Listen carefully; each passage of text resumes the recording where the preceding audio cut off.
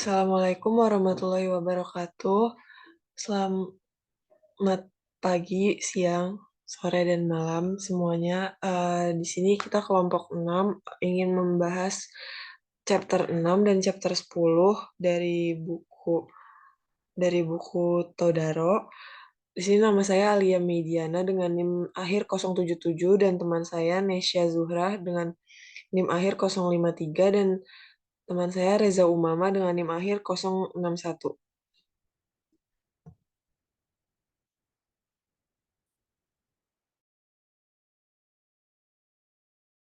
Selanjutnya materi yang pertama kita bahas itu bab 61 yaitu the basic issue population growth and the quality of life.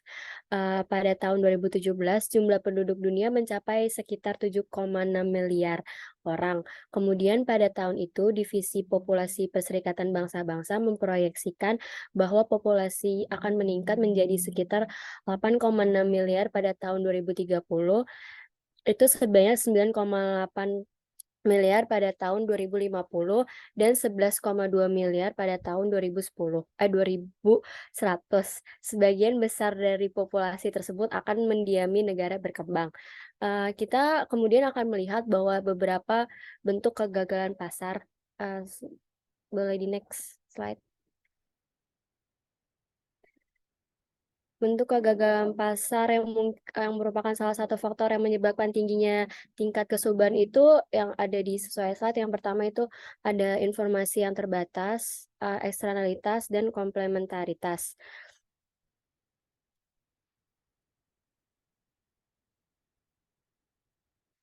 Kemudian ada peran khusus kebijakan publik yang menyediakan informasi, menawarkan insentif keuangan, dan perubahan hukum. Setiap tahun sekitar 80 juta 3 orang ditambahkan ke populasi dunia.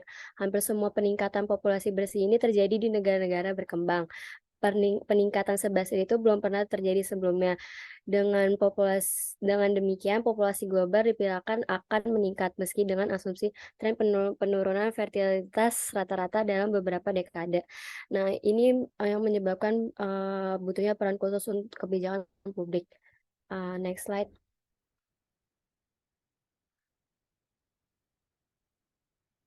Yang kedua itu ada poin 6.2 yaitu population growth, past, present, and future.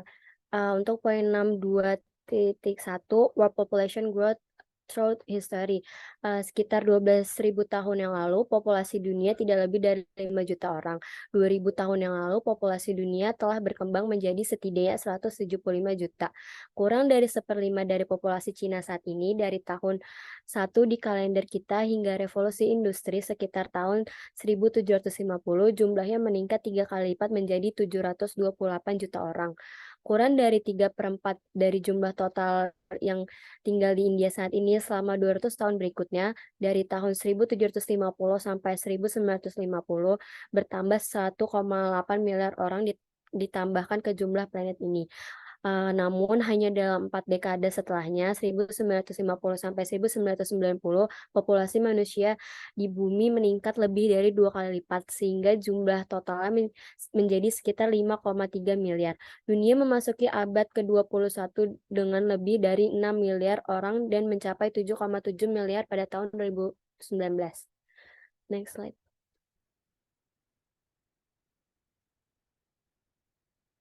Next.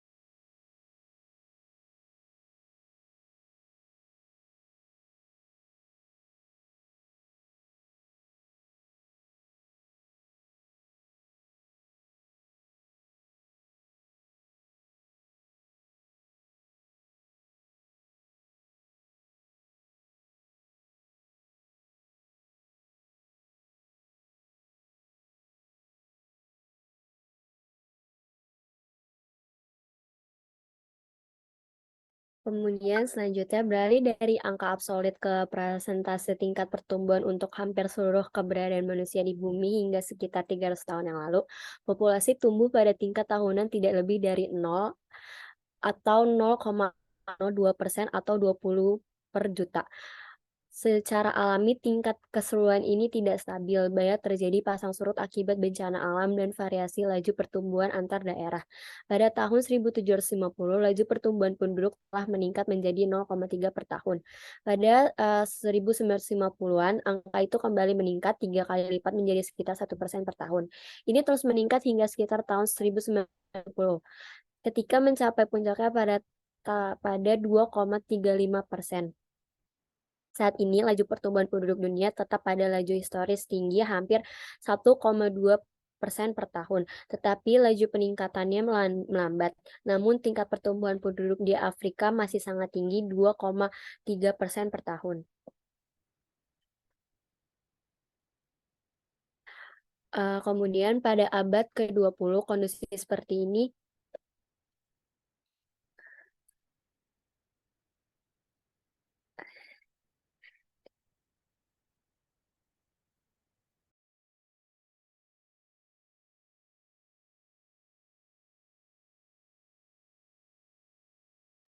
terus kemudian selanjutnya ada poin 6,2,2 yaitu structure of world population. Yang pertama itu ada wilayah geografis. Pada wilayah ini Cina di utara dan barat berbatasan dengan sebidang tanah tipis yang melambang Rusia. Meksiko tampak sangat besar dibandingkan dengan Kanada. Pembalikan dramatis dari peta konvensional diambil bersama-sama, bahkan pulau-pulau Karibia lebih besar dari Kanada. Bangladesh ukurannya lebih kecil dari negara-negara bagian Wisconsin, lebih besar dari gabungan Jerman dan Prancis. Di Afrika, keunggulan Nigeria menonjol. Indonesia yang mendapat perhatian internasional yang relatif sedikit mengerdilkan tetangganya Australia sementara tampil hampir sebesar Amerika Serikat. Eh, untuk poin selanjutnya itu ada tren kesuburan dan kematian. Peningkatan alami hanya mengukur kelebihan kelahiran atas kematian atau dalam istilah yang lebih teknis perbedaan antara kesuburan dan kematian. Oleh karena itu, peningkatan populasi di negara-negara berkembang hampir seluruhnya bergantung pada perbedaan antara angka kelahiran kasar atau hanya angka kelahiran dan angka kematian. Tingkat kesuburan total untuk negara-negara tertentu pada tahun 1990 dan 2017 membagi kasus pada periode ini antara tinggi dan menurun perlahan, menurun cepat, mendekati penggantian, dan di bawah kesuburan penggantian. Kemudian ada struktur usia dan beban ketergantungan. Populasi relatif muda negara berkembang pada tahun 2018 itu, anak-anak di bawah usia 15 tahun merupakan 42% dari total populasi negara berpenghasilan rendah. 30% dari negara berpenghasilan menengah ke bawah, tetapi hanya 21% dari negara berpenghasilan tinggi, dan hanya 17% dari negara berpenghasilan tinggi. Negara-negara berpenghasilan di negara-negara dengan struktur usia tersebut, rasio ketergantungan kaum muda di bawah usia 15 tahun terhadap orang dewasa yang aktif secara ekonomi itu di antara rentang 15 hingga 64 tahun sangat tinggi. Dengan demikian, tenaga kerja di negara berkembang harus mendukung hampir 2 kali lebih banyak daripada di negara-negara kaya, yang secara umum semakin cepat laju pertumbuhan penduduk. Semakin besar proporsi anak tanggungan dalam total penduduk dan semakin sulit bagi orang yang bekerja dan menghidupi mereka yang tidak bekerja. Fenomena ketergantungan kaum muda ini juga mengaruh pada konsep penting, yaitu momentum tersembunyi pertumbuhan penduduk. Next slide.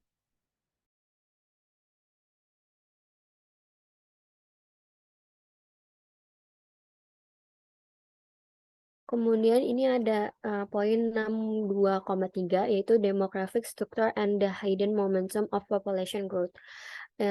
Pada PowerPoint di sini menjelaskan itu ada piramid populasi, yaitu penduduk yang menggambarkan pertumbuhan penduduk memiliki kecenderungan yang terus-menerus momentum yang kuat, seperti mobil yang melaju kencang saat rem diinjak. cenderung terus berjalan beberapa saat sebelum berhenti. Dalam pertumbuhan penduduk, momentum ini dapat bertahan selama beberapa dekade setelah angka kelahiran turun. Struktur usia populasi biasanya disajikan secara geografis dalam bentuk piramida populasi, yang menggambarkan kohort usia pada sumbu vertikal dan bagian populasi atau jumlah populasi sebagai kohort pada sumbu horizontal. Bagian atau jumlah laki-laki dan perempuan digambarkan di sisi kiri dan kanan garis tengah. Next slide.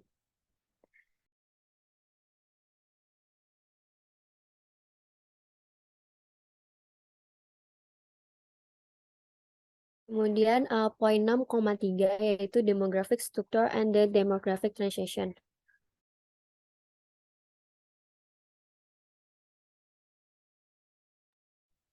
Transmisi demografi itu proses di mana tingkat kesuburan akhirnya menurun ke tingkat yang rendah dan stabil telah digambarkan oleh konsep terkenal dalam demografi ekonomi. Transisi demografi mencoba menjelaskan mengapa semua negara maju kontemporer kurang lebih melewati 3 tahap yang sama dalam sejarah populasi modern. Tahap pertama itu menjelaskan sebelum modernisasi ekonomi mereka, negara-negara ini selama berabad-abad memiliki populasi yang stabil atau tumbuh sangat lambat sebagai hasil dari kombinasi tingkat kelahiran yang tinggi dan tingkat kematian yang hampir sama tingginya. Kemudian untuk tahap kedua itu dimulai ketika modernisasi terkait dengan metode kesehatan masyarakat yang lebih baik, pola makan yang lebih sehat, pendapatan yang lebih tinggi, dan peningkatan lainnya menyebabkan penurunan angka kematian yang secara bertahap meningkatkan harapan hidup di bawah 40 tahun menjadi lebih dari 60 tahun. Kemudian yang tahap ketiga itu memasuki saat kekuatan dan pengaruh modernisasi dan pembangunan menyebabkan awal penurunan kesuburan. Pada akhirnya tingkat kelahiran yang menurun menyatu dan tingkat kematian yang lebih rendah menyisakan sedikit atau tidak ada pertumbuhan populasi. Next slide.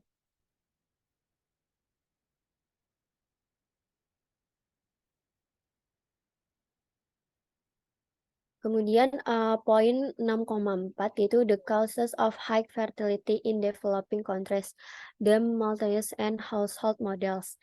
6,4.1 the Malthusian population trap itu menjelaskan bahwa pendeta Thomas Malthus mengemukakan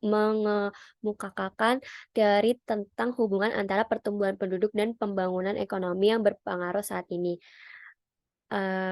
Yang menggambarkan konsep pengembalian yang semakin berkurang. Malthus mendalilkan kecenderungan universal untuk populasi suatu negara, kecuali dikendalikan oleh berkurangnya persediaan makanan untuk tumbuh pada tingkat geometris 2 kali lipat 30 hingga 40 bertahun-tahun. Pada saat yang sama, karena pengembalian yang semakin berkurang ke faktor tetap, tanah persediaan makanan hanya dapat berkembang dengan laju aritmetika kasar. Next slide.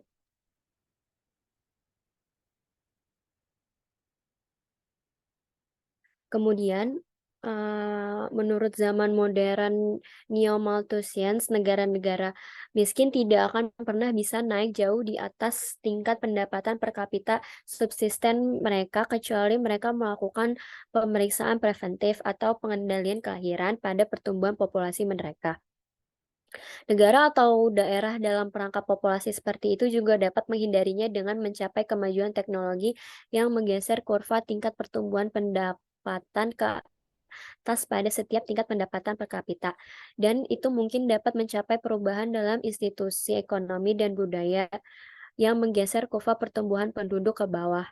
Yang dengan cara ini, keseimbangan jebakan populasi dihilangkan sama sekali dan ekonomi dapat melanjutkan pertumbuhan yang mandiri. Next slide. Kemudian ada critics of the Malthusian models. Malthusian perangkap populasi Malthus memberikan teori tentang pertumbuhan antara pertumbuhan penduduk dan pembangunan ekonomi. Yang sayangnya ini didasarkan pada sejumlah asumsi dan hipotesis sederhana yang tidak tahan uji verifikasi empiris. Pertama, model tersebut mengabaikan dampak kemajuan teknologi yang sangat besar dalam mengimbangi kekuatan penghambat pertumbuhan dari peningkatan populasi yang cepat.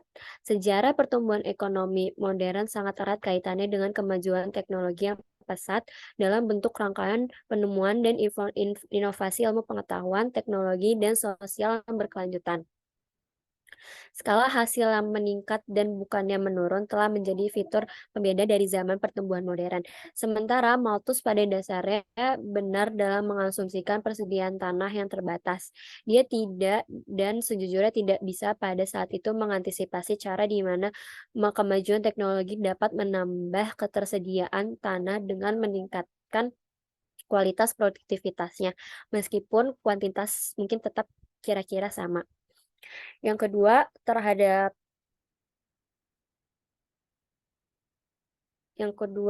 perangkap tersebut berfokus pada asumsinya bahwa tingkat pertambahan penduduk secara nasional secara langsung positif berhubungan dengan tingkat pendapatan per kapita nasional. Next slide.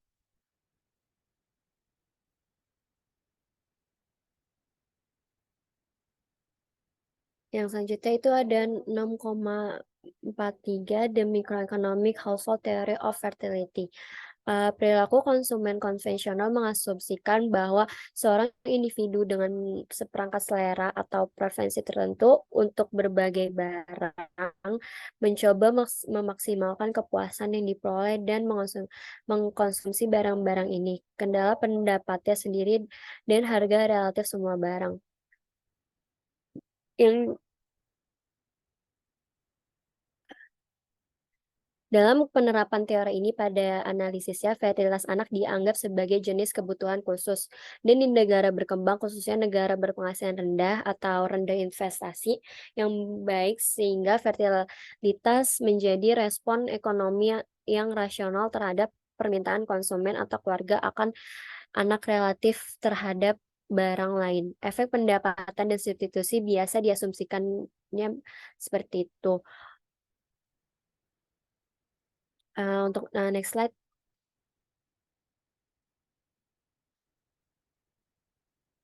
Kemudian poin 6,44, the demand for children in developing countries. Teori ekonomi fertilitas berasumsi bahwa permintaan rumah tangga akan anak ditentukan oleh preferensi keluarga untuk sejumlah anak yang masih hidup. Berdasarkan harga atau biaya peluang membesarkan anak ini dan berdasarkan tingkat pendapatan keluarga. Anak-anak dalam masyarakat miskin dipandang sebagai barang investasi ekonomi karena ada pengembalian yang diharapkan dalam bentuk pekerja anak dan penyediaan dukungan keuangan untuk orang tua di usia lanjutnya. Namun di banyak negara berkembang ada faktor intrinsik yang kuat, faktor psikologis dan budaya dari ukuran keluarga, sehingga 2 atau 3 anak pertama dapat dipandang sebagai barang atau konsumsi yang permintaannya mungkin tidak terlalu responsif terhadap perubahan harga relatif. Yang selanjutnya itu ada preferensi anak laki. Preferensi ini lebih untuk anak laki-laki daripada anak perempuan sangat lazim di daerah Asia Selatan dan Asia Timur. Salah satu implikasi preferensi anak laki-laki adalah tingkat kelahiran keseluruhan yang lebih tinggi jika jenis kelamin saat anak lahir acak atau karena beberapa keluarga mencoba lagi untuk mendapatkan anak laki-laki. Secara alternatif, preferensi anak laki-laki dapat menyebabkan aborsi berdasarkan jenis kelamin jika teknologinya sudah tersedia atau bahkan pembunuhan bayi perempuan. Ada 3 penjelasan ekonomi utama untuk preferensi anak laki-laki. Yang pertama itu di beberapa daerah ada harapan sosial bagi anak perempuan untuk menikah di luar desa mereka.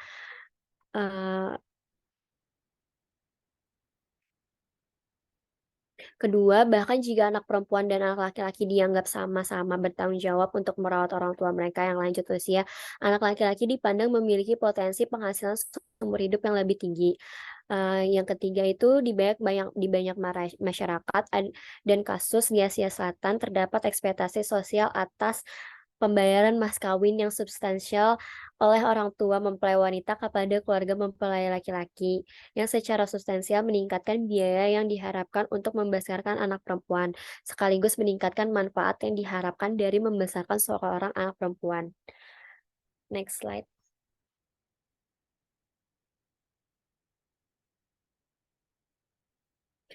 Itu ada poin 6,45 yaitu implication for development and fertility.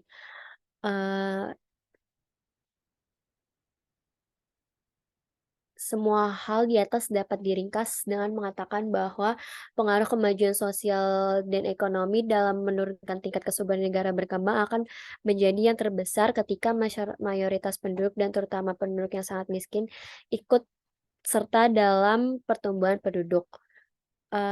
Tingkat keakhiran di kalangan masyarakat sangat miskin cenderung turun ketika terjadi perubahan sosial ekonomi sebagai berikut. Yang pertama itu peningkatan pendidikan perempuan dan akibatnya peningkatan peran dan status mereka. Yang kedua, peningkatan kesempatan kerja, upahan perempuan, non-pertanian yang menaikkan harga atau biaya dari kegiatan mengasuh anak tradisional mereka.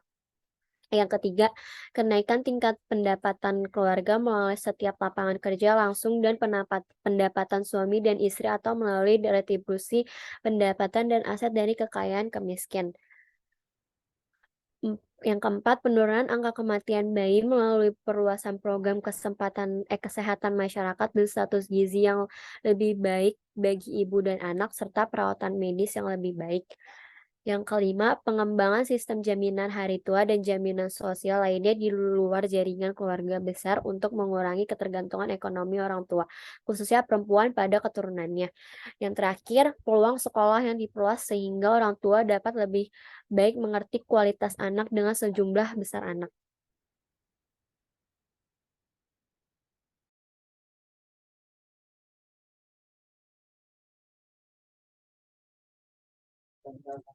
Selanjutnya yaitu poin 6.5, the consequence of high fertility, some conflicting perspective. Selama bertahun-tahun, ahli ekonomi pembangunan dan ilmu sosial lainnya telah memperdebatkan seriusnya konsekuensi dari pertumbuhan populasi yang cepat. Di satu sisi, kita harus menyadari bahwa pertumbuhan penduduk bukanlah satu-satunya atau bahkan sumber utama dari tingkat kehidupan yang rendah, mengikis harga diri dan membatasi kebebasan di negara-negara berkembang. Di sisi lain, sama naifnya untuk berpikir bahwa pertumbuhan populasi yang cepat di banyak negara dan wilayah bukanlah penguat dan pengganda yang serius dari komponen integral dari keterbelakangan, terutama yang pertama dan ketiga. Selanjutnya yaitu poin 6.51, it's not a real problem. Ini adalah masalah-masalah yang ada, yaitu pertama adalah masalahnya bukanlah pertumbuhan populasi tetapi masalah lain. Yang kedua, pertumbuhan populasi adalah isu palsu yang sengaja dibuat oleh agen dan institusi negara kaya yang dominan untuk menjaga negara berkembang dalam kondisi ketergantungan mereka. Yang terakhir adalah bagi banyak negara dan wilayah berkembang, pertumbuhan penduduk sebenarnya diinginkan. Isu lain, banyak pengamat baik dari negara kaya maupun negara miskin berpendapat bahwa masalah sebenarnya bukanlah pertumbuhan penduduk itu sendiri, melainkan salah satu atau semua dari 4 masalah berikut, yaitu pertama ada keterbelakangan, kedua penipisan sumber daya dunia dan penghancuran lingkungan, ketiga distribusi populasi, dan yang terakhir adalah subordinasi perempuan.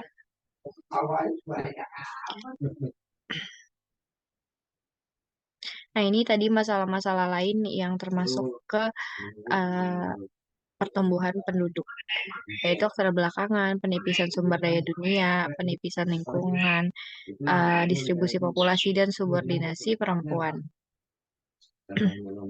Selanjutnya adalah bab 6.52, it's a deliberately contrived false issue. Negara-negara kaya menekan negara-negara miskin untuk mengadopsi program pengendalian populasi yang agresif, meskipun mereka sendiri mengalami periode peningkatan populasi yang cukup besar yang mempercepat proses pembangunan mereka sendiri.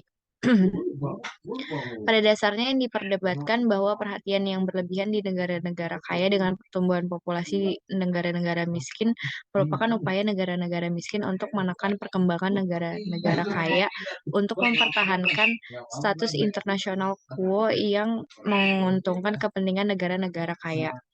Selanjutnya adalah bab 6.53, it's a desirable phenomenon. Argumen ekonomi yang lebih konvensional adalah pertumbuhan penduduk sebagai unsur penting untuk merangsang pembangunan ekonomi. Populasi yang lebih besar menyediakan permintaan konsumen yang dibutuhkan untuk menghasilkan skala ekonomi yang menguntungkan dalam produksi, untuk menurunkan biaya produksi, dan untuk menyediakan pasokan tenaga kerja yang cukup dan berbiaya rendah untuk mencapai tingkat output yang lebih tinggi. Selanjutnya adalah bab 6.54. It's a real problem. Yang pertama adalah argumen ekstremi, populasi dan krisis global.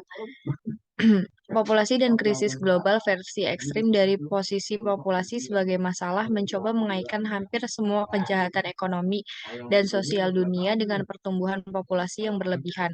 Pertambahan populasi yang tidak terkendali dipandang sebagai krisis besar yang dihadapi umat manusia saat ini. Hal ini dianggap sebagai penyebab utama kemiskinan, rendahnya tingkat hidup, kekurangan gizi, kesehatan yang buruk, degradasi lingkungan, dan beragam masalah sosial lainnya. Yang kedua adalah argumen teoritis, siklus populasi, kemiskinan, dan kebutuhan program keluarga bencana. Teori siklus populasi kemiskinan adalah argumen utama yang diajukan oleh para ekonom yang berpendapat bahwa pertumbuhan populasi yang terlalu cepat menghasilkan konsekuensi ekonomi negatif bagi negara-negara berkembang.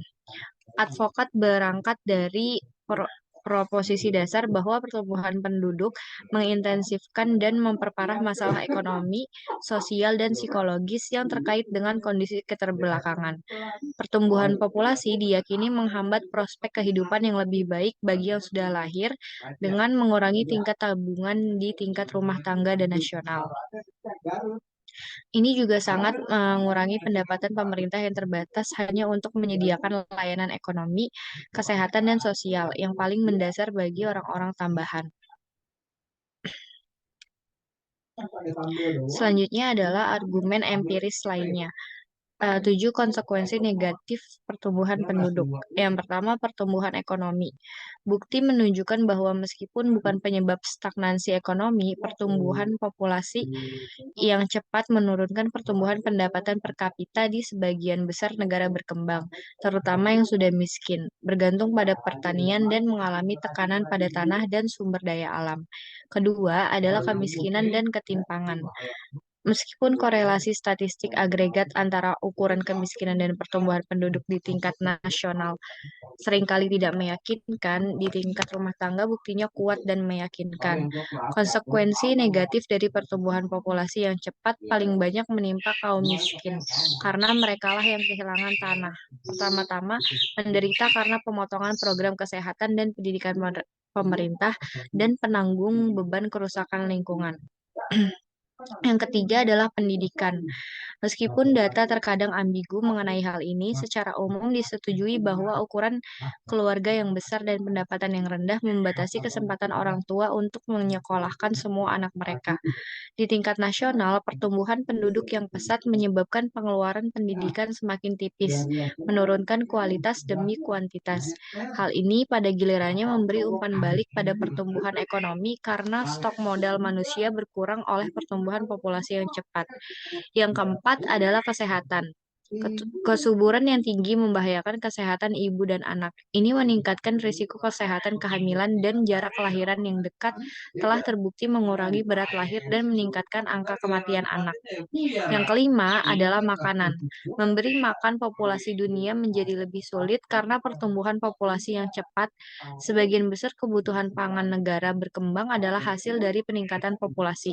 Teknologi produksi baru harus diperkenalkan lebih cepat karena lahan terbaik telah ditanami. Program bantuan pangan internasional pun menjadi lebih luas. Yang keenam adalah lingkungan. Pertumbuhan populasi yang cepat berkontribusi terhadap degradasi lingkungan dalam bentuk perambatan hutan, penggundulan hutan, penipisan kayu bakar, erosi tanah, penurunan stok ikan dan hewan air yang tidak dan hewan, air yang tidak memadai dan tidak aman, polusi udara, dan kemacetan perkotaan. Yang terakhir adalah migrasi internasional.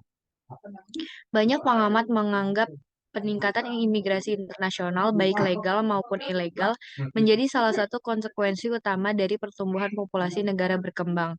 Meskipun banyak faktor yang memicu migrasi, kelebihan pencari kerja atas kesempatan kerja tentunya merupakan salah satunya. Namun, tidak seperti 6 konsekuensi pertama yang tercantum di sini, beberapa biaya ekonomi dan sosial dari migrasi internasional ditanggung negara penerima, semakin meningkat di negara maju. Oleh karena itu, tidak mengherankan bahwa masalah ini baru-baru menjadi kepentingan politik di Amerika Utara dan Eropa.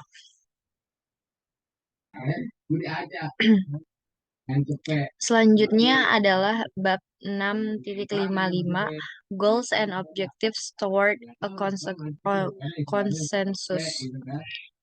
Konsekuensi dari pertumbuhan penduduk yang cepat tidak boleh dibesar-besarkan atau diminimalkan.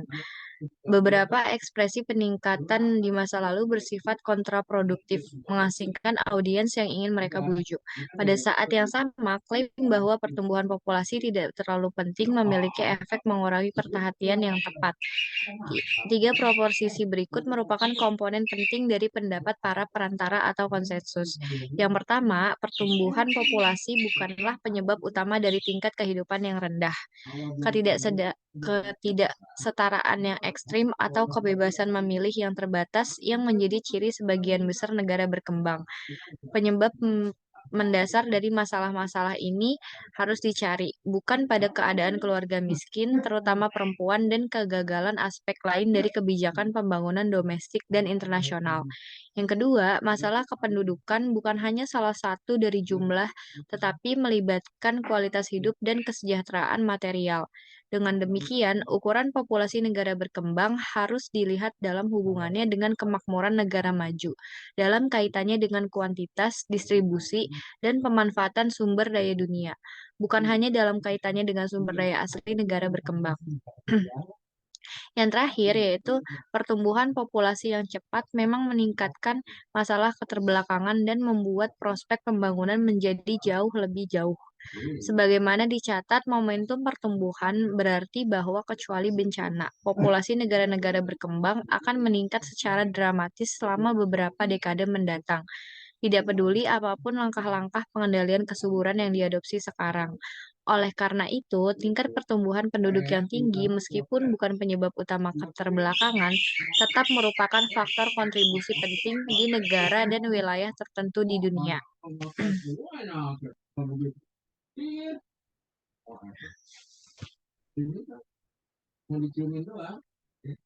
Yang selanjutnya, mengingat ketiga proporsi ini, kita dapat menyimpulkan bahwa tiga tujuan dan sasaran kebijakan berikut dapat dimasukkan dalam setiap pendekatan yang realistis terhadap masalah pertumbuhan penduduk di negara berkembang. Yang pertama, di negara atau wilayah di mana jumlah, distribusi, dan pertumbuhan penduduk dipandang sebagai masalah yang ada atau potensial. Tujuan utama dari setiap strategi untuk membatasi pertumbuhan lebih lanjut harus berurusan tidak hanya dengan variabel populasi itu sendiri, tetapi juga dengan kondisi sosial dan ekonomi yang mendasari keterbelakangan. Yang kedua, untuk mewujudkan keluarga yang lebih kecil melalui motivasi yang dipicu oleh pembangunan. Program keluarga berencana yang menyediakan pendidikan dan sarana teknologi yang mengatur fertilitas bagi orang-orang yang ingin mengaturnya harus ditetapkan. Dan terakhir, negara-negara maju harus membantu negara-negara berkembang mencapai tujuan penurunan fertilitas dan mortalitas mereka. Tidak hanya dengan menyediakan kontrasepsi dan mendanai klinik keluarga bencana, tetapi juga yang lebih penting lagi dengan membatasi penipisan sumber daya dunia tak terbarukan yang berlebihan melalui program-program yang dirancang untuk mengurangi konsumsi produk yang tidak perlu yang secara intensif menggunakan sumber daya tersebut. Yang selanjutnya adalah bab 6.6 Some Policy Approaches.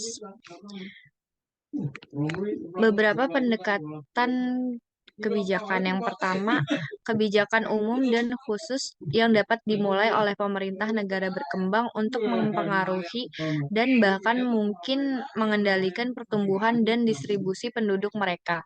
Yang kedua, kebijakan umum dan khusus yang dapat dimulai oleh pemerintah negara maju di negara mereka sendiri untuk mengurangi konsumsi sumber daya dunia yang terbatas secara tidak proporsional dan mempromosikan distribusi yang lebih adil dan dari manfaat kemajuan ekonomi global. Yang ketiga, kebijakan umum dan khusus yang dapat dimulai oleh pemerintah negara maju dan lembaga bantuan internasional untuk membantu negara berkembang mencapai tujuan kependudukan mereka. Yang selanjutnya yaitu bab 6.61 What Developing Countries Can Do. Kebijakan pembangunan tertentu sangat penting dalam transisi dari populasi dengan pertumbuhan tinggi ke populasi dengan pertumbuhan rendah. Kebijakan ini bertujuan untuk menghilangkan kemiskinan absolut, mengurangi ketimpangan pendapatan, memperluas kesempatan pendidikan, dan membawa manfaat pengobatan preventif modern dan program kesehatan masyarakat, khususnya menyediakan air bersih dan sanitasi bagi masyarakat pedesaan dan perkotaan, meningkatkan kesehatan ibu dan anak melalui lebih banyak makanan, dan menciptakan penyediaan layanan sosial lainnya yang lebih adil untuk segmen populasi yang luas.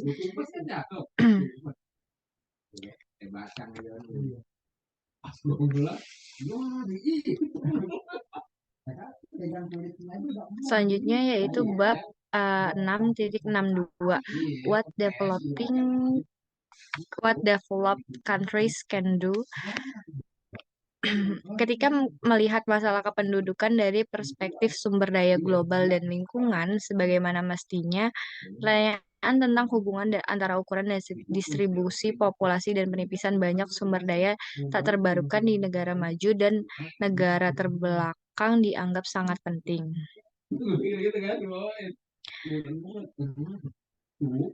Nah, selanjutnya yaitu membebaskan sumber daya yang kemudian dapat digunakan oleh negara-negara miskin untuk menghasilkan pembangunan sosial dan ekonomi yang penting untuk memperlambat pertumbuhan populasi. Selanjutnya yaitu bab 6.63 How developed countries can help developing countries with their population programs. Ada sejumlah cara yang dapat dilakukan oleh pemerintah negara kaya dan lembaga donor multilateral untuk membantu pemerintah negara berkembang mencapai tujuan kebijakan kependudukan mereka lebih cepat. Hal yang paling penting menyangkut kesediaan negara-negara kaya untuk benar-benar membantu negara-negara miskin dalam upaya pembangunan mereka, khususnya di sub-Sahara Afrika.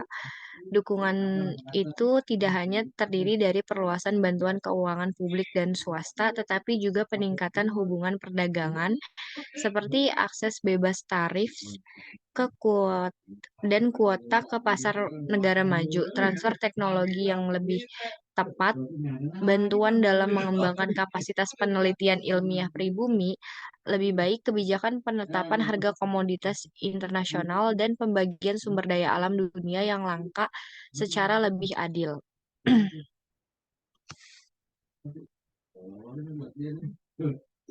Selanjutnya adalah bab 6.64 Policy for Still Developing Countries Facing Population Declines. Pada tahun 2019, sedikit lebih dari setengah populasi dunia memiliki tingkat kesuburan di bawah. Dalam beberapa tahun terakhir, tantangan kebijakan kependudukan baru telah muncul karena beberapa negara berpenghasilan menengah mulai menemukan bahwa populasi mereka akan mulai menurun sebelum mencapai tingkat pendapatan nasional yang tinggi.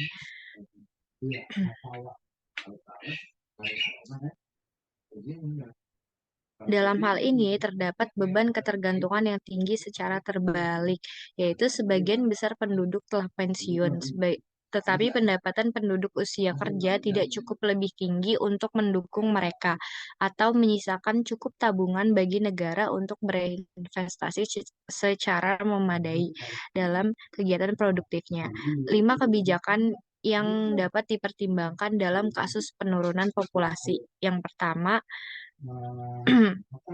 mengizinkan imigrasi. Untuk menarik pekerja terbaik dan menyelaraskan insentif, imigrasi lebih disukai melalui jalur kewarganegaraan, tetapi setidaknya dengan sistem pekerja tamu yang diatur dengan baik. Yang kedua adalah memberikan pelatihan ulang kepada para pekerja sehingga mereka dapat bekerja secara produktif di kemudian hari, seiring dengan modernisasi ekonomi dan membutuhkan keterampilan yang maju. Ketiga adalah menaikkan rantai nilai agar lebih menguntungkan untuk melakukan lebih banyak bagian lanjutan dari proses produksi dalam ekonomi domestik. Yang keempat, menarik investasi asing yang akan meningkatkan produktivitas dan pendapatan pekerja. Yang kelima, sebagai upaya terakhir yaitu menerapkan insentif bagi keluarga yang memiliki lebih banyak anak, seperti keringanan pajak penghasilan. Nah, yang selanjutnya ini adalah bab 10, yaitu 10.1 Environment Development The Basic Issues. 10 selanjutnya bab 10.11 Economics and the Environment. Sebagai akibat dari ketidaktahuan atau kebutuhan ekonomi, komunitas mungkin secara tidak sengaja menghancurkan atau menghabiskan sumber daya yang mereka andalkan untuk bertahan hidup. Meningkatnya tekanan pada sumber daya lingkungan di negara berkembang dapat memiliki konsekuensi yang parah terhadap swasembada, distribusi pendapatan, potensi pertumbuhan di masa depan, dan kualitas hidup yang fundamental.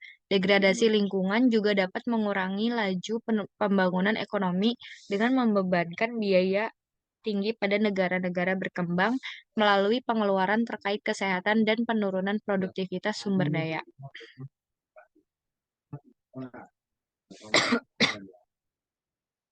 Selanjutnya adalah bab 10.12 Sustainable Development and Environmental Accounting. Pembangunan berkelanjutan dapat dipelajari dengan menggunakan konsep lama dari analisis ekonomi. Ini termasuk 3 alat, yaitu pertama, menggunakan penilaian yang tepat atas manfaat sosial masa depan, umumnya memberi bobot lebih pada masa depan daripada pasar. Yang kedua, memberikan perhatian yang tepat pada kegagalan pasar, berfokus pada eksternalitas dan barang publik. Yang ketiga, secara eksplisit menghargai sumber daya alam sebagai bentuk stok modal daripada hanya aliran konsumsi. Aset modal keseluruhan dimaksudkan untuk mencakup tidak hanya modal manufaktur, tetapi juga modal manusia dan modal lingkungan. Dengan definisi ini, pembangunan berkelanjutan masyarakat keseluruhan aset modal ini tidak berkurang, dan ukuran yang benar dari pendapatan nasional bersih berkelanjutan adalah jumlah yang dapat dikonsumsi tanpa mengurangi persediaan modal. Yang selanjutnya adalah bab 10.13 Environment Relationship to Population, Poverty, dan Economic Growth. Yang pertama itu ada population, resource, and the environment. Sebagian besar perhatian terhadap masalah lingkungan berasal dari persepsi bahwa kita mungkin mencapai batas jumlah orang yang kebutuhannya dapat dipenuhi oleh sumber daya bumi, sumber daya yang terbatas. Kita mungkin atau tidak mencapai titik ini, mengingat potensi penemuan teknologi baru. Tetapi jelas bahwa melanjutkan jalan percepatan degradasi lingkungan saat ini akan sangat membahayakan kemampuan generasi sekarang dan mendatang untuk memenuhi kebutuhan mereka. Yang kedua adalah poverty and the environment. Agar kebijakan lingkungan berhasil di negara-negara berkembang, pertama-tama mereka harus mengatasi masalah tidak memiliki lahan, kemiskinan, dan kurangnya akses ke sumber daya kelembagaan.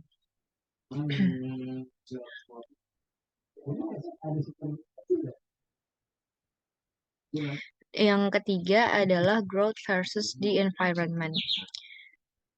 Ketika pendapatan per kapita meningkat, populasi dan bentuk lain dari degradasi lingkungan akan meningkat dan kemudian menurun. Menurut teori, ketika pendapatan meningkat, masyarakat akan memiliki sarana dan kemauan untuk membayar perlindungan lingkungan. Yang selanjutnya yaitu bab 10.14 Environment and Rural and Urban Development. Peningkatan aksesibilitas input pertanian untuk petani kecil dan pengenalan atau reintroduksi metode pertanian berkelanjutan akan membantu menciptakan alternatif yang menarik untuk pola perusahaan lingkungan saat ini dari penggunaan sumber daya. Investasi penambah lahan dapat sangat meningkatkan hasil dari lahan budidaya dan membantu memastikan swasembada pangan di masa depan. Karena lahan di banyak wilayah di negara berkembang dieksploitasi berlebihan secara tidak berkelanjutan oleh populasi yang ada.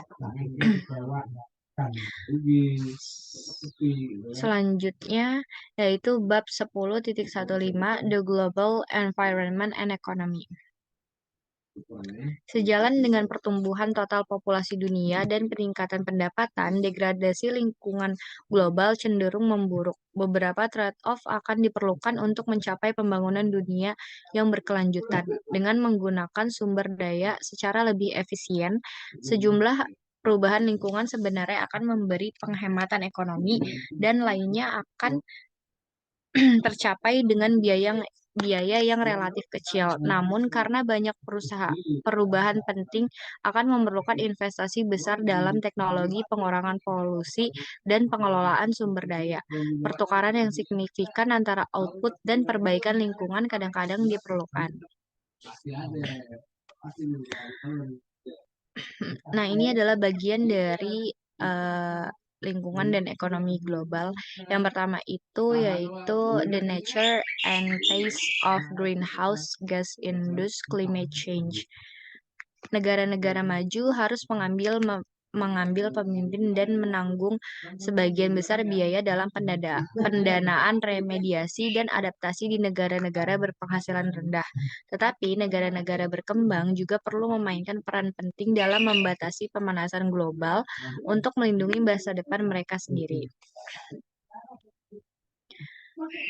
Nah, selanjutnya yaitu bab 10.16 Natural Resources Based Livelihoods as a Pathway Out of Poverty, Promise and Limitations.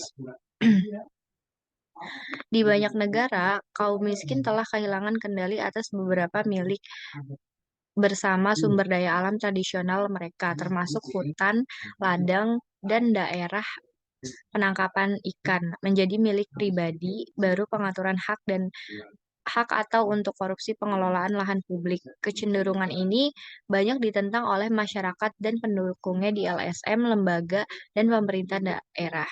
Di negara-negara berkembang, banyak eksploitasi sumber daya alam yang tidak berkelanjutan secara lokal dan terjadi dengan cara dan dalam skala yang sering mengabaikan kaum miskin. Pemerintah dapat memberikan atau mengizinkan atau mengabaikan penebangan, penangkapan ikan, dan pertambahan perusahaan asing atau nasional tanpa memperhatikan orang-orang yang bergantung pada tanah dan sumber daya ini untuk penghidupan dan cara hidup mereka. Atau mereka mungkin menunjuk lahan umum yang digunakan oleh orang miskin untuk menjadi kawasan yang dilindungi. Meskipun korupsi dan perburuan dapat meniadakan keuntungan ekologis.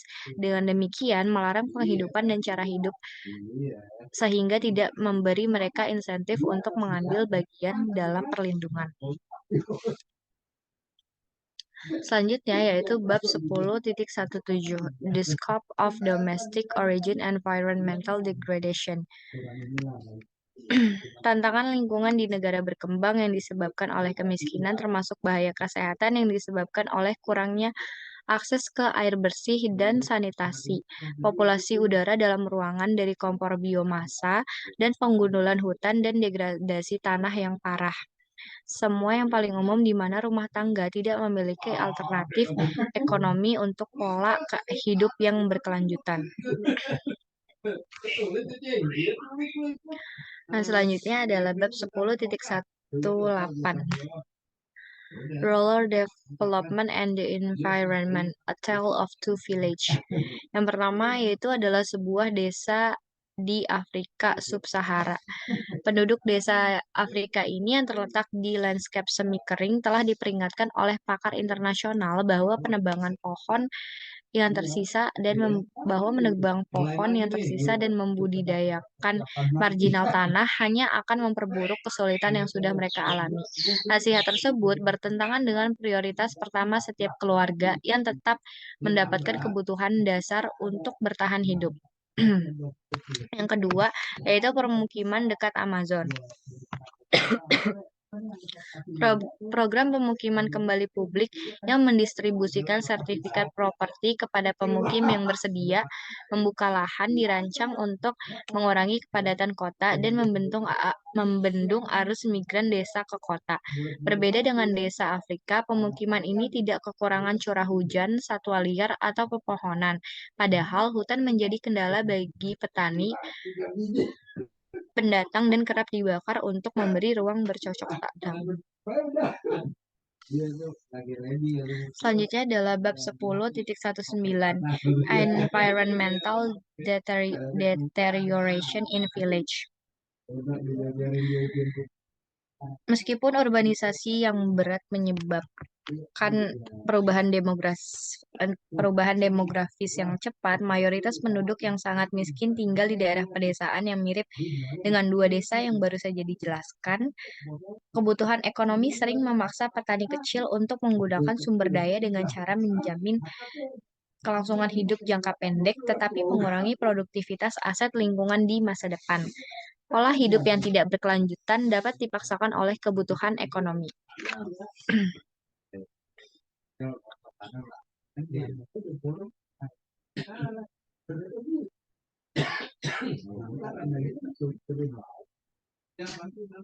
Selanjutnya yaitu bab 10.2 Global Warming and Climate Change, Scope Mitigation and Adaptation. Bab selanjutnya yaitu 10.21 Scope of the Problem. The Intergovernmental Panel on Climate Change adalah badan ilmiah internasional yang disponsori PBB yang menganalisis perubahan iklim dan dampaknya. Setiap 7 tahun, IPCC merilis laporan penilaiannya tentang keadaan pengetahuan ilmiah tentang perubahan iklim dalam 3 bagian yang mencakup mitigasi dan dampak berbasis ilmu fisika, adaptasi dan kerentanan. Laporan penilaian ke-6 akan dirilis pada tahun 2021 dan 2022.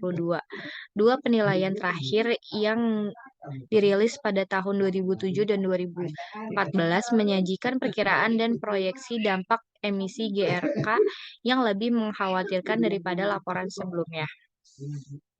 Dalam laporannya tahun 2007 dan 2014, IPCC menyimpulkan bahwa dunia berkembang, khususnya negara-negara termiskin, dapat mengharapkan konsekuensi besar dari pemanasan global yang melibatkan gelombang panas yang lebih besar dan lebih parah, serta suhu rata-rata yang lebih tinggi, angin topan, banjir akibat hujan lebat, kekeringan yang berkepanjangan, hilangnya spesies berharga, dan hilangnya panen dan penangkapan ikan. Kesimpulannya, IPCC mengidentifikasi 4 zona yang sangat rentan terhadap perubahan iklim gas rumah kaca.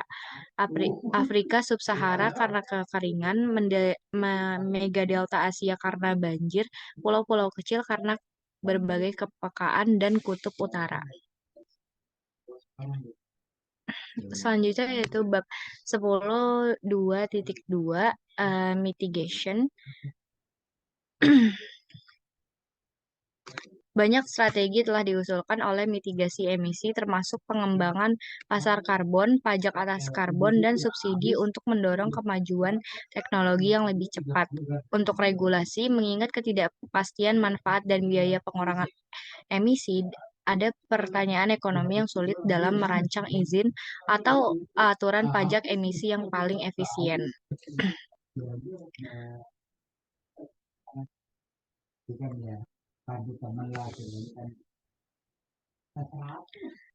Yang selanjutnya yaitu bab 10 2.3 adaptation.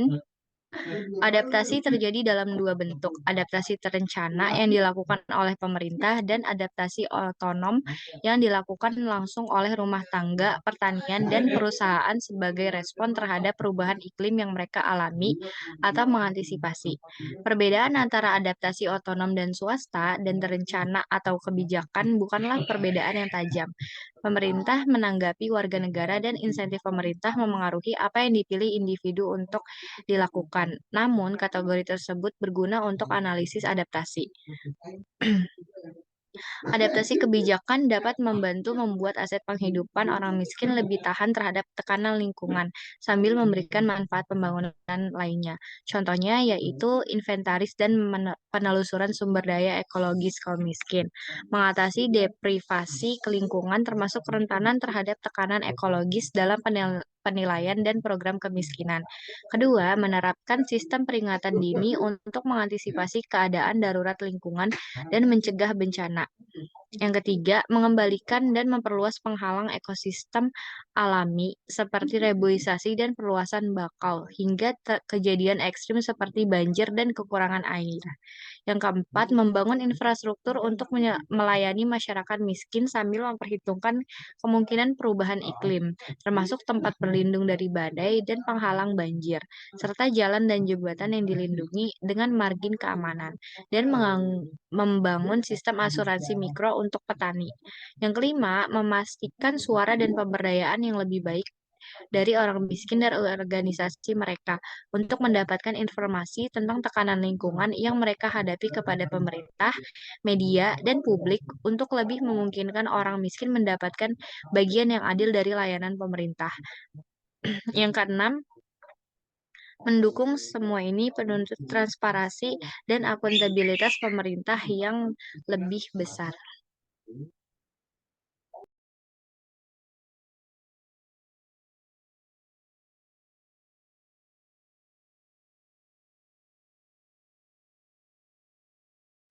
Yang selanjutnya yaitu 10.3 atau Economic Models of Environmental Issues. Yang pertama 10.3.1 Privately Owned Resource. Di sini membahas mengenai kegagalan pasar, yaitu untuk memperhitungkan eksternalitas lingkungan adalah pengecualian daripada aturan, dan teori neoklasik itu kemudian diterapkan secara berurutan untuk menyembuhkan atau menghindari inefisiensi itu. Nah, di sini jika sumber daya itu langka dan dijatah dari waktu ke waktu, maka kelangkaan sewa itu kemungkinan akan timbul, dan ini dapat diperoleh bahkan ketika biaya produksi itu marginal konstan. Next. Next ya.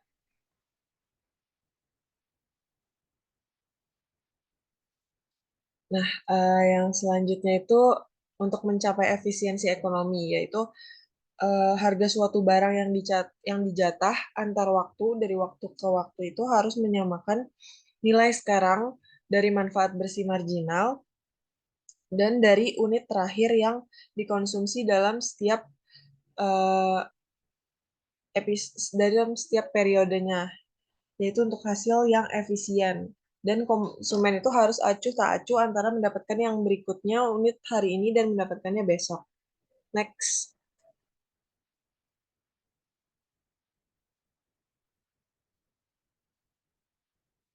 Nah, di sini ada 4 kondisi pasar hak milik sempurna, yaitu yang pertama universalitas atau semua sumber daya dimiliki secara pribadi. Yang kedua di sini ada eksklusivitas atau excludability, yaitu harus memungkinkan untuk mencegah orang lain dari memanfaatkan sumber daya milik pribadi. Yang ketiga di sini ada transferabilitas, yaitu pemilik sumber daya dapat menjual sumber daya sangat diinginkan. Yang selanjutnya ada keberlakuan, yaitu distribusi pasar yang dimaksudkan dari manfaat dari sumber daya harus dapat ditegakkan. Next.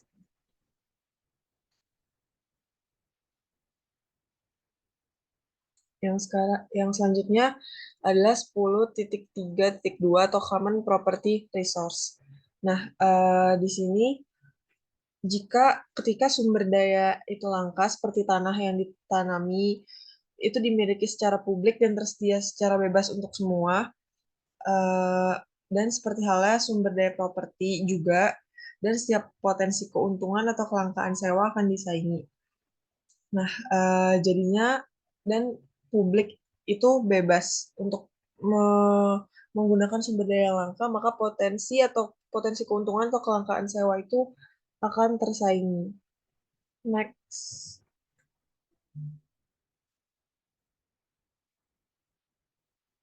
Nah, yang selanjutnya adalah implikasi dari model sumber daya milik bersama adalah bahwa jika memungkinkan, privatisasi sumber daya akan menyebabkan peningkatan agregat, eh, kesejahteraan, dan alokasi sumber daya yang efisien. Next.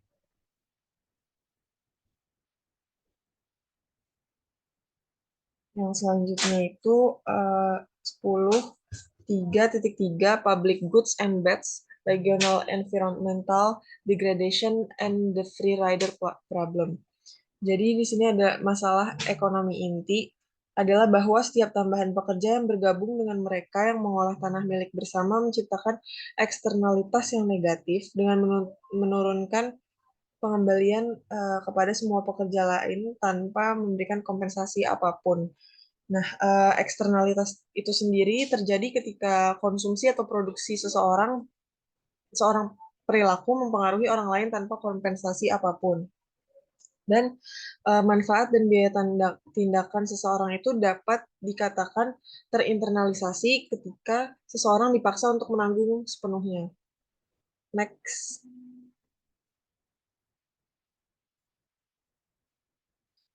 Nah, yang selanjutnya itu ada barang publik. Barang publik itu adalah segala sesuatu yang memberikan manfaat bagi setiap orang dan ketersediaannya sama sekali tidak berkurang oleh simultannya kenikmatan oleh orang lain. Nah, di sini ada beberapa contoh yaitu seperti udara bersih, lembaga ekonomi, dan pertahanan negara. Yang selanjutnya itu adalah keburukan publik. Keburukan publik itu sendiri adalah setiap produk atau kondisi yang menurunkan kesejahteraan orang lain dengan cara yang tidak lengkap. Contohnya itu seperti pencemaran udara dan pencemaran air. Yang selanjutnya itu adalah kejahatan publik, yaitu bersifat lokal, nasional, atau dan untuk contohnya itu seperti gas rumah kaca, bahkan dalam cakupan global itu lingkungan regional degradasi yang disebabkan oleh deforestasi. Next.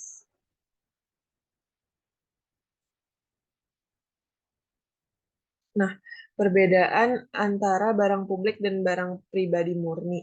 Perbedaan yang paling jelas antara barang publik dan barang pribadi murni ini adalah bahwa permintaan agregat untuk semua sumber daya publik itu ditentukan dengan menjumlahkan kurva permintaan individu secara vertikal. Nah, hasil perbedaan dari fakta bahwa banyak individu itu dapat menikmati unit barang publik yang sama, tetapi hanya satu dapat memperoleh manfaat dari satu unit barang konsumsi pribadi yang normal. Nah, solusi efektifnya itu adalah dengan menagih setiap konsumen cukup per unit aja. Next.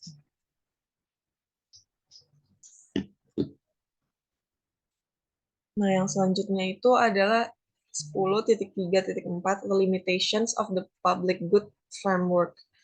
Nah, di sini adalah mengurangi inefisiensi pasar, yaitu merupakan sebuah program ketidakmungkinan,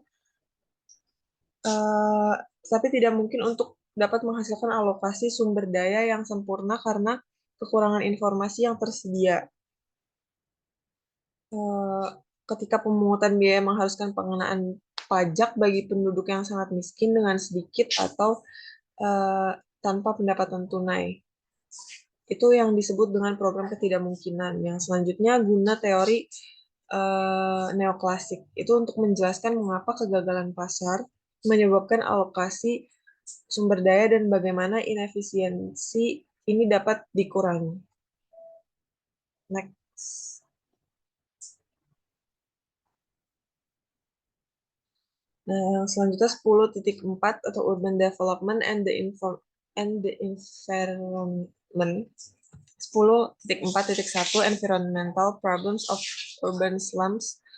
Nah, ini kemiripan masyarakat miskin di daerah kumuh, perkotaan, dan pedesaan.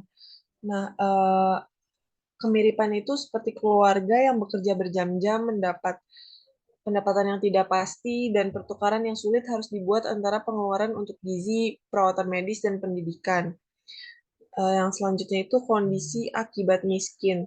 Itu banyak wanita yang tidak sadar bahwa asap dari bahan bakar yang mereka bakar di rumah untuk memasak dan merebus air itu memiliki konsekuensi yang jangka panjang. Jadi sejak usia dini banyak anak-anak yang mengidap penyakit kronis dan bronkitis akut. Dan dua kategori bahasan penyebab masalah lingkungan perkotaan itu adalah kekurangan gizi dan kesehatan yang buruk.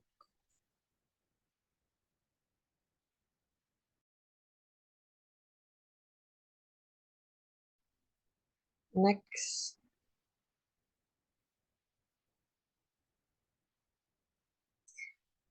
Yang selanjutnya itu 10.4.2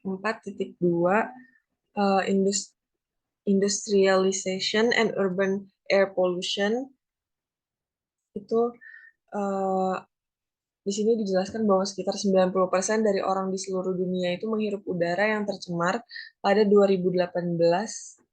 Itu menurut WHO atau Organisasi Kesehatan Dunia. Dan selanjutnya itu tingkat polusi untuk kuartil terburuk kota berpenghasilan tinggi lebih baik daripada kuartil terbaik kota-kota berpenghasilan rendah. Dan itu menurut Bank Dunia. Cara termurah untuk membuang produk sampingan karena tidak adanya regulasi serta kecenderungan itu muncul pertama di kota. Yang selanjutnya, WHO memperkirakan bahwa 1,5 miliar orang tinggal di kota-kota dengan tingkat partikel udara yang tidak aman dan 1 miliar telah terpapar tingkat sulfur dioksida yang sangat tinggi. Next.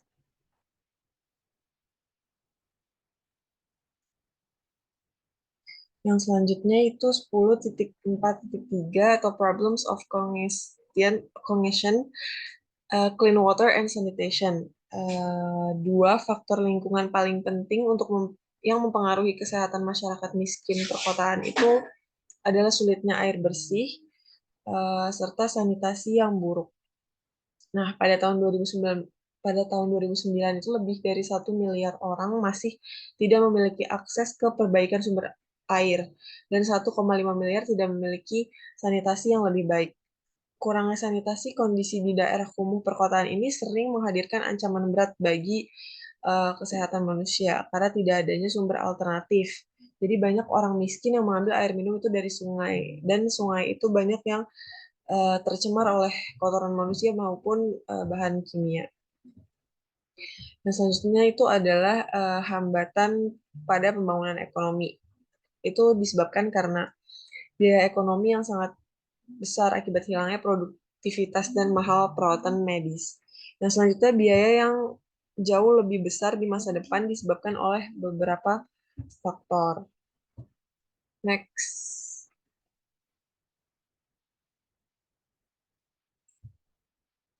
Yang selanjutnya itu 10.5 The Local and Global Cost of Rainforest Destruction. Itu diperkirakan bahwa deforestasi saja itu menyumbang sekitar 20% dari emisi karbon dioksida di seluruh dunia.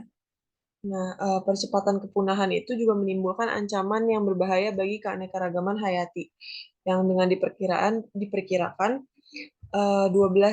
spesies burung dan 24% spesies mamalia dan 30% spesies ikan. Nah, selanjutnya itu Organisasi Pangan dan Pertanian PBB memperkirakan bahwa 13 juta hektar hutan hilang rata-rata setiap tahun selama dekade 2000 sampai 2010. Dan yang selanjutnya itu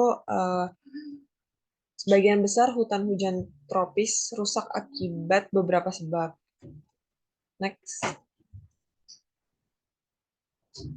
Next.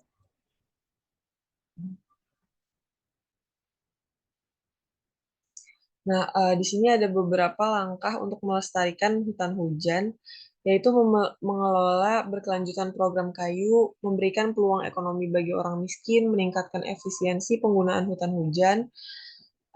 Yang selanjutnya, sebagian besar kayu itu dibakar. Yang selanjutnya, pemeliharaan dan pengawasan penebangan yang tepat, mengurangi hambatan perdagangan, dana pelestarian dan pemeliharaan hutan hujan tropis. Yang selanjutnya, utang yang berlanjut. Next.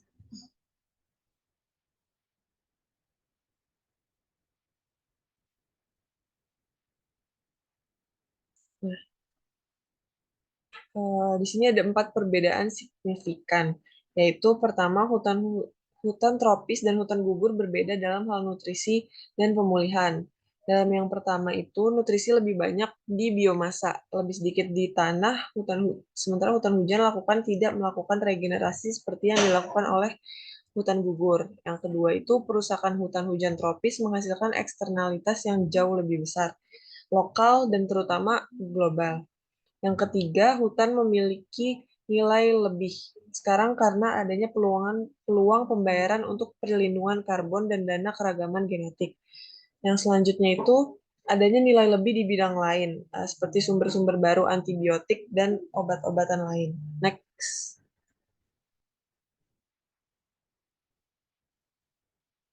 Next.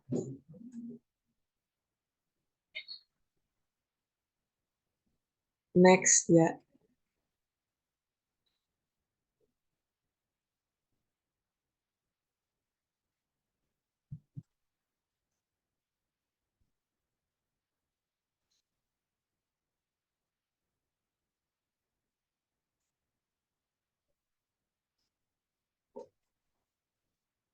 Ya, next.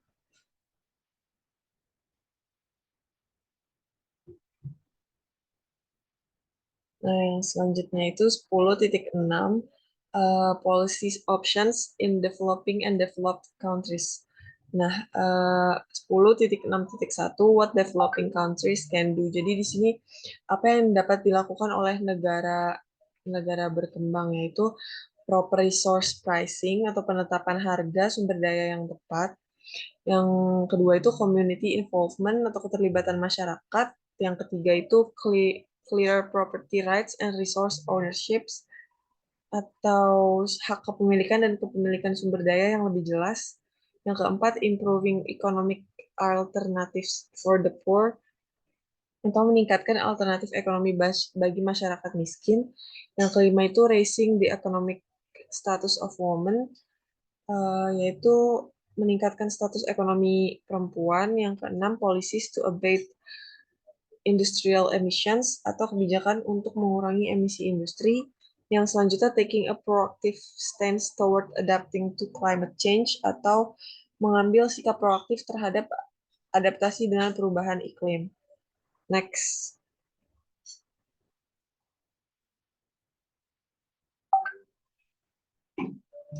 Yang selanjutnya itu 10.6.2 atau how developed countries can help developing countries. Nah, di sini negara-negara industri dapat membantu negara berkembang dalam usahanya untuk meningkatkan lingkungan pembangunan di 3 bidang, yaitu yang pertama liberalisasi perdagangan atau fokus dari banyak diskusi saat ini mengenai lingkungan itu adalah kebutuhan mendesak untuk memutus siklus kemiskinan dan lingkungan kehancuran di negara berkembang. Nah, yang selanjutnya itu adalah utang bantuan atau penghapusan utang akses yang lebih luas ke pasar internasional yang tidak hanya meningkatkan pendapatan tapi juga meningkatkan kemampuan negara-negara berhutang untuk melunasi hutang mereka. Yang ketiga itu bantuan keuangan dan teknologi. Seperti substansial itu yang diperlukan di negara berkembang untuk mencapai pembangunan berkelanjutan serta ada bantuan investasi. Next.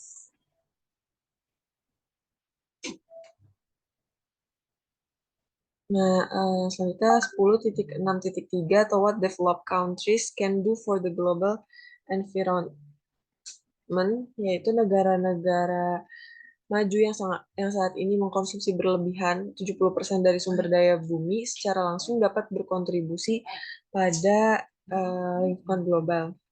Next.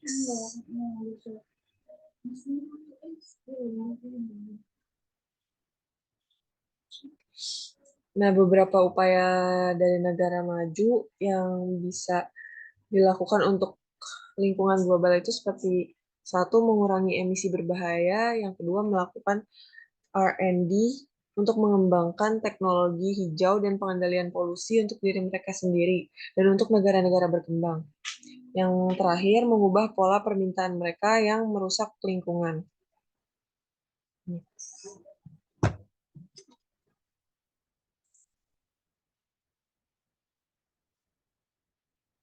Eh, Sekian presentasi dari kelompok kami, kelompok 6. Kurang lebihnya mohon maaf. Wassalamualaikum warahmatullahi wabarakatuh.